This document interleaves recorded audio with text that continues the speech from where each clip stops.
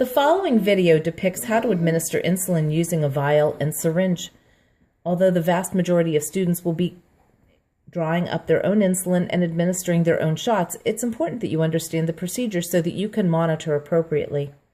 Equipment that you will need will include rubbing alcohol, cotton balls or gauze pads, a vial of insulin that is not yet expired, an insulin syringe, and in the event that you have to administer insulin, a set of gloves. Be sure that you have an insulin syringe versus a traditional syringe. Notable differences include the size of the barrel, the units that it's marked in. Traditional syringes are marked in mLs versus the insulin syringe that is marked in units, and the size of the needle.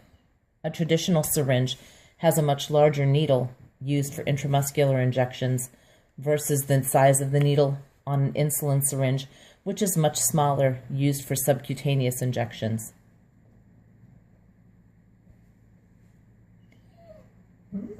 Once you've calculated the dose of insulin to be given, have the student wash their hands well with soap and water and dry thoroughly. If you're going to be administering the insulin, wash your hands with soap and water and dry them thoroughly before putting your gloves on. We then go ahead and get the vial ready. Taking the alcohol, use it to wet a gauze pad or cotton ball. Vials are very much like a bank. You have to make a deposit before you can make a withdrawal. So we're going to first clean the rubber stopper on the end of the vial well with alcohol. Take the syringe and remove the cap over the needle and the cap over the plunger. Draw the plunger back slowly to the same amount of insulin that you plan on injecting to fill the barrel with air. Gently insert the needle through the rubber stopper into the vial and turn the vial upside down. Inject the air till you can't push the plunger anymore, and then slowly draw the plunger back, filling the barrel with insulin until you get to the number of units of insulin that you're going to need to administer.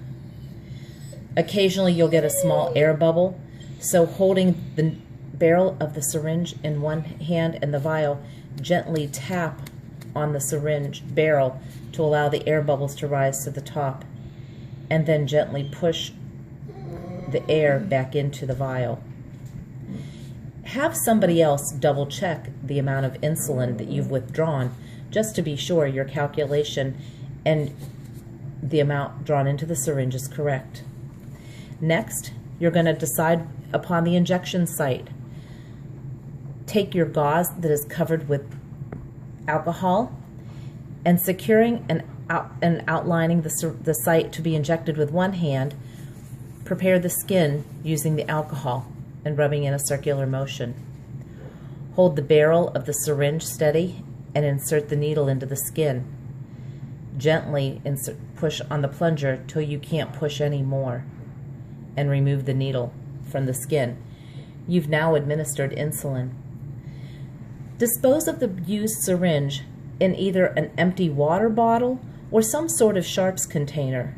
Do not attempt to recap the needle in the event that you might stab somebody with the used needle. Then get rid of the garbage, including the two caps and the alcohol pad. If you have administered the insulin and have gloved hands, you can do this by holding the garbage in one hand and inverting the glove to conceal everything within the glove. And that is how you administer insulin using a syringe and vial.